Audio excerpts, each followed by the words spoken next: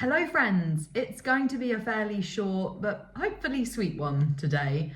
I am currently navigating juggling work and life with commencing my next phase of education. I've gone back to uni and studying physiotherapy, which I am loving, but it is a pretty intense course so far. So I'm not sure how consistent my sharing on here is going to be over the coming weeks and months, but I'm hoping to continue sharing several times every month, but we'll see. Today, though, I wanted to come on and share with you something that I found incredibly helpful in my recovery. And it's a fairly simple reminder to use in those situations where your eating disorder is loud with the reasons why, or the suggestions for why, you can't do X, Y, Z recovery action because you aren't in a certain place any longer, because you have gained a certain amount of weight, because you have made a certain amount of progress, because you don't tick one of the eating disorders boxes for permission in some way, shape or form. And the reminder that I found really helpful with this was that if I was committed to recovering, I was always going to get to the end of my eating disorder's leash of permission eventually. I was always going to get to a place in my recovery journey where I ran out of eating disorder permission, where eating disorder basically just went, no. No ifs, no buts, no maybes, just no. That is disapproved thoroughly, completely, and there's no wiggle room. It was going to get to a place where my eating disorder couldn't juggle things around or couldn't make something seem all right or okay because I had weight that I needed to gain, or because so-and-so person in my life recognized that I wasn't well, so I needed to do it, or because I was aware that I couldn't go out and enjoy meals out with my friends, so I needed to do this recovery work. There are so many different forms that eating disorder leash took. But the reality was, and one that I had to accept, was that if I was going to get completely free, I was going to get to the end of my eating disorder's leash, and I was going to have to snap that thing. And one of the most recurring sources of this very thing I'm speaking about was around my sense of permission to eat abundantly and unrestrictedly, to really honor all of my hunger, mental and physical, especially when I was in recovery and that hunger was still significantly elevated. My eating disorder would say and suggest that because I had reached the end of its leash, because I had gained weight, because I had made progress, because I wasn't scared of X, Y, Z anymore, because I could go and do all those various different things, that because of those things, I couldn't honor my hunger in the same way. Because of those things, I didn't have permission to eat without restriction any longer. Because of those things, I didn't need to or shouldn't be resting at the same level.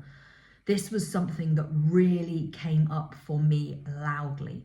And I had to remind myself that I was always going to get to this place. If my mission was to get fully free, I was always going to reach this place.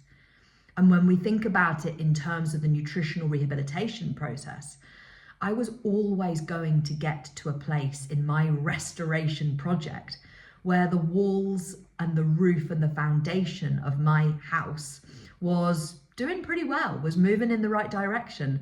But there was still lots and lots and lots of work to be done inside, all the plumbing and the electrics and the decorating and the furnishing, all of those things. There was still lots and lots of work to be done there. I was always going to get to that place in the same way as anyone would get to that place if they were doing a restoration project on a house or a home. They always would get to the place where, yes, the walls were up and the roof was on and the doors and windows were in, but lots and lots of work still needed to be done inside. And so when my eating disorder made these suggestions that because of X, Y, Z, I didn't have permission any longer to eat without restriction. I didn't have permission any longer to rest fully and completely. I didn't have permission any longer to eat abundantly.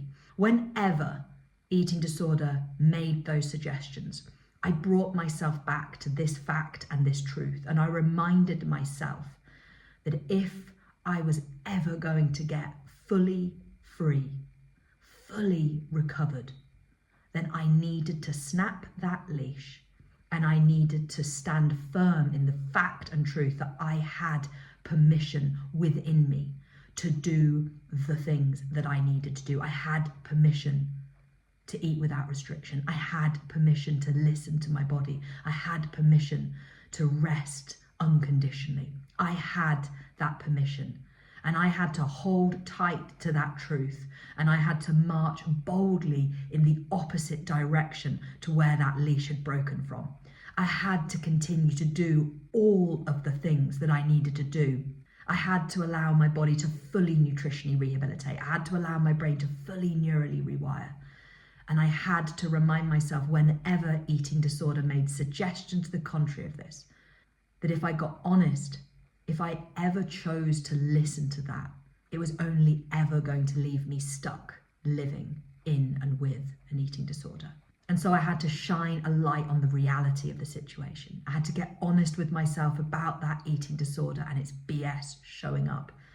And I had to come back to the here and now and be very firm and bold in my actioning of the core components of recovery, the opposite actions and the unrestricted eating.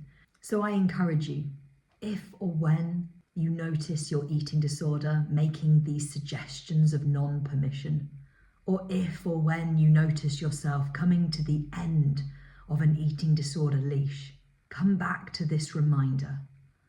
Come back to the wisdom of your core self, who knows that if you walk the path of that eating disorder suggestion, or if you stop where that leash becomes taut, that you are never going to get to the place that you want to be. Neither of those things is going to lead you to being fully free, fully recovered.